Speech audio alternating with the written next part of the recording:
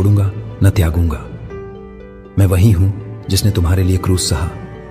क्या तुम सोचते हो कि जो तुम्हारे लिए मरा वह तुम्हें मार्ग में अकेला छोड़ देगा? मेरे प्रिय, जब तुम समर्पण में चलते हो तो तुम्हारे भीतर एक नई शांति उतरती है। तुम अचानक पाते हो कि तुम्हारी चिंता कम हो गई है।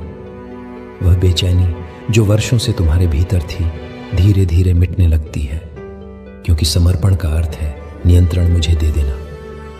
और जब नियंत्रण मेरे पास होता है तब तुम्हें चिंता करने की आवश्यकता नहीं रहती।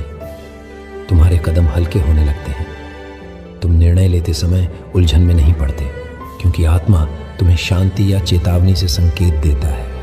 तुम्हारा चरित्र भी बदलने लगता है।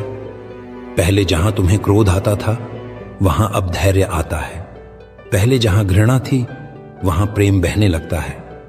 पहले जहां तुम्हारे भीतर अशांति थी वहां अब स्थिरता होती है।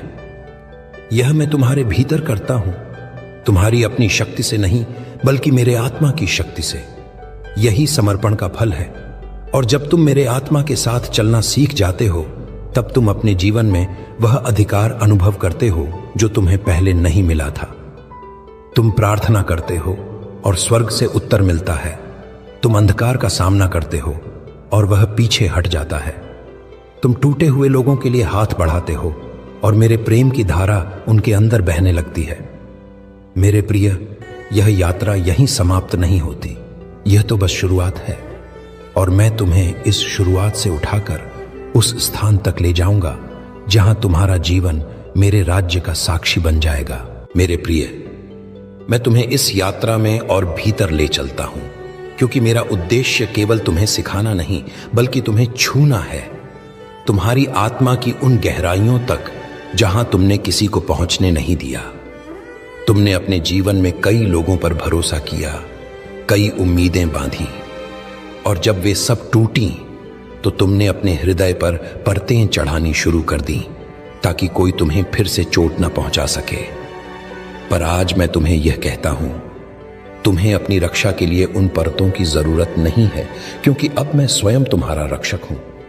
तुमने उन दीवारों को इसलिए बनाया कि तुम टूट न जाओ, पर इन दीवारों ने तुम्हें मुझे भी दूर रखने दिया।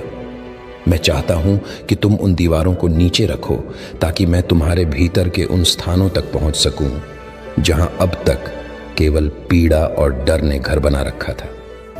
मेरे बच्चे, समर्पण का सबसे कठिन हिस्सा यही है, अपने दिल को पूरी तरह खोल देना। तुम मेरे साथ चलना चाहते हो, मुझे मानते हो, मेरे वचनों को सुनते हो, पर अपने भीतर के कमरे अभी भी बंद रखते हो।